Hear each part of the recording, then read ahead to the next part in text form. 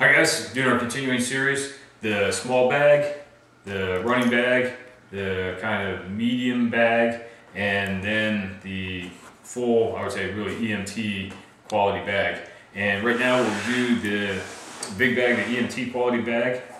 So I moved that to the center. And when you make a bag like this one's probably, it took me $300, $350, somewhere in there. And you kind of want to envision what scenarios you might use it. For me, this is a bag I carry just in the car when I'm going around. And so one of the things I carry in my car that you won't necessarily see in the bag are hot and cold compresses. But it's something to think about even though they're not in the bag itself. And the bag is a Kemp Professional bag. Good quality, I like it. I ended up buying it stocked with supplies, then taking out whatever I didn't like, and then putting in more medical supplies. I found that's the best, get the stock bags and then work from there. For the bag itself, it does have a carrying handle, you can carry it on your shoulder. You can easily carry it a quarter mile, half mile on your shoulder. I'm gonna take that off just for the demo, makes it a little easier. And for me, because my background is military, and then my kids play sports, soccer and gymnastics. So I tend to probably go a little heavy on some of the trauma, bleeding control, and the sports type sprains and splints and wraps. So I'll probably go a little heavy there. But I usually just kind of general every day. If there's a car accident, you're driving, in my case, on I-4, and there's a single vehicle rollover accident, and you stop to help. Kind of set up for that, and sports injuries. Also has a good carrying handle. High quality, it's not waterproof, but at least water resistant. And another nice thing is it has a good bottom. Again, not fully waterproof, but it's good enough you can set it on wet grass or something like that. And you'll see heavy duty zippers. And they also have, along with the bag, the reflective tabs, so it's helpful in case it's nighttime. There's some reflective properties there. And in the outer pockets, put a couple of things just for quick access. You'll see the cut down shears, use the full size shears, always handy, you want those. As well as I have 3 pairs of gloves here. On the gloves, you definitely want some non-latex. If you can, just buy all nitrile or non-latex. And some people do have latex allergies, so you want at least some latex-free gloves if you have your choice. And I use multiple sets, kind of set up all over the kit, because in addition to you might want to give them to any bystanders that are there. Helps empower the bystanders and also protects the patient. Go up front, really have just kind of a quick access area, so things that I might want right off. And the most important part, the tourniquets, carry 2 tourniquets right up front, and you see one's kind of battle stage, one's in its original wrapper, and then the other one ready to go for immediate use. And one of the nice things about the tourniquets, you can actually use them and exercise with it fully or practice with it fully, and it's still useful. So you can get the full experience of putting it on and know how to use it ahead of time versus say something like a bandage. And if you're going to carry one thing, I would recommend carrying a tourniquet. Then kind of quick hemorrhage control area, an Israeli bandage, got another bandage, and there should be Quickclot, there we go. Quickclot, clotting sponge, some hemostatic agent, so it can be the Celox, crystals, or something to help control extreme bleeding there. Also, of course, some Kerlix badge. Yeah, I think this is actually Kerlix or Kerlix equivalent. Basically, gauze, again for packing wounds. Nasal pharyngeal and NPA, quick tube there. A couple gauze pads, and in Ziploc bag. So I recommend the Ziploc bags. It keeps everything semi-sanitary, helps protect the properties there.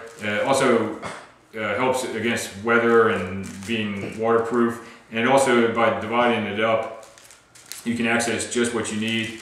And the bags themselves then double as a biohazard disposal bag, because at the end, if you're at the scene, you'll end up with bloody gloves, bloody gauze, and you can put that in, zip it up, and you have everything self-contained in the biohazard bag.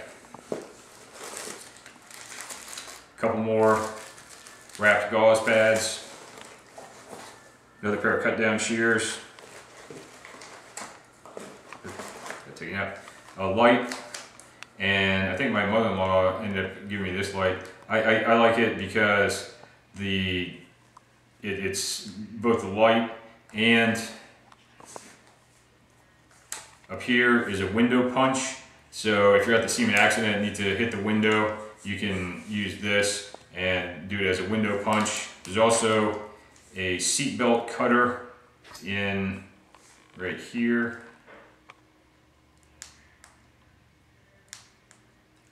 It's a multi-function light.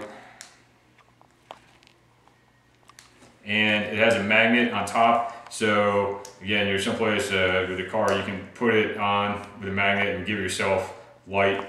And it also has a USB charge, so you're not worried too much about the battery, and when you need it, the battery's dead. Sharpie, you definitely want to be able to write, so if you administer a tourniquet or apply a tourniquet, and you can write down the time. You always want to be able to write, and you don't want to be using a delicate, fine tip pen. You want the Sharpie so everything can be seen. And then another pen with light as well. And a pocket knife here. And another two pocket knives there. And the pulse socks and pulse. This is great. I recommend it. I think it was about $15 on Amazon, but it's great.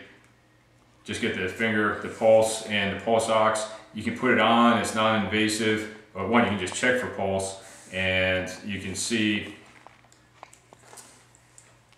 how they're doing quickly, and something you can stick on easily. Moving on, up top, have the big gauze pads.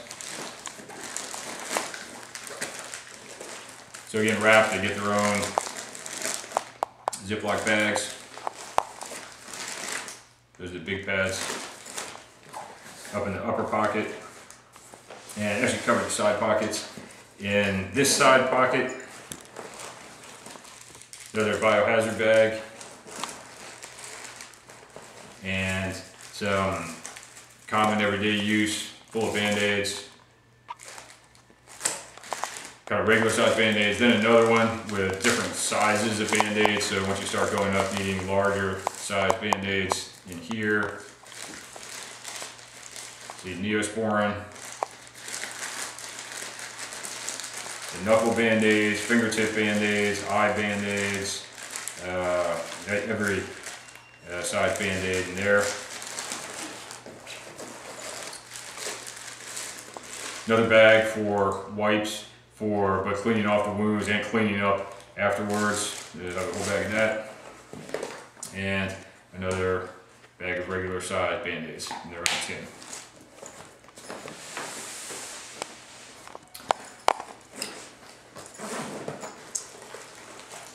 On this side, items kind of over-the-counter medications, Benadryl, acetaminophen, Tylenol, some burn cream, safety pins, kind of assorted items, burn gel, bacitracin, lip balm, a couple emergency blankets for treating for shock,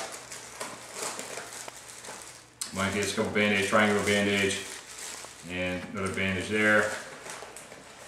Q-tips, kind of a catch-all pocket here, and another space blanket. Always want to treat for shock if possible. Surgilube, I think, what do we got in there? More cleaning pads. I think actually a scalpel in here. Yeah, scalpel, a couple sutures. And that brings up the point, if you buy a stocked bag and it has items in there you're not familiar with, you're not necessarily trained on, there are two schools of thought. One, you should never carry it.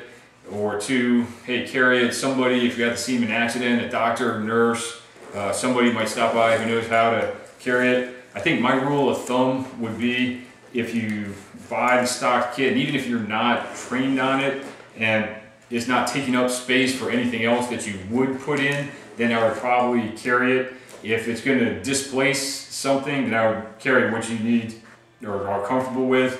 But if it comes with it, say scalpel, sutures, something like that, I would bring it unless I could fill it with something more valuable. Getting into the main pocket, and this is where you want to organize kind of, or I organize by group. So hemorrhage control, bleeding, airway, bandages, splints, and tourniquets, tapes, wraps up here. Again, another bag full of gloves, plenty of gloves everywhere. And actually we'll start up here.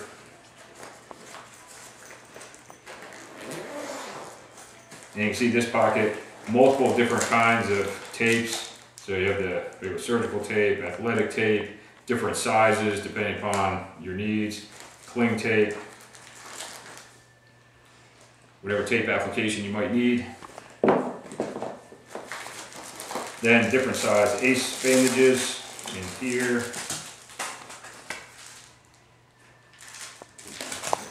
As well as a good collection of tourniquets. So we had the two kind of in the ready pocket, then multiple tourniquets here.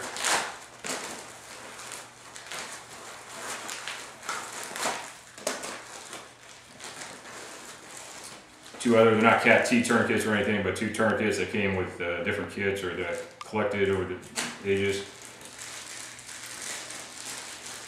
Then another kind of catch-all tools where you hemostat, curved hemostat, tweezers, scalpel in there. Moving on to the hemorrhage control, bleeding control. So this, I think this whole pocket is Gauze, Kerlix, or Kerlix equivalent. So multiple Kerlix here for packing wounds. One Kerlix here, and some H&H compressed gauze. Then multiple bandages, so Israeli bandage, so-called Israeli bandage. There, got more Kerlix. Chest seal there, the Hyfin chest seal. And it's actually two seals, but basically one for an entrance wound, one for an exit wound, but some sort of chest seal. And I think I actually have an Asherman chest seal as well. So two different chest seals. And Steri strips for wound closure. And there's some more pieces that kind of go in there. So the larger trauma dressings, I have one kind of ready to go, one large one, 12 by 30, to just pull it quickly, and then all the rest in their own bag. And multiple sizes depending upon what kind of injury it might be. And moving on to the airway control section. So you see the CPR mask. And really this is for you, for your protection. And you notice both an infant size and an adult size inside.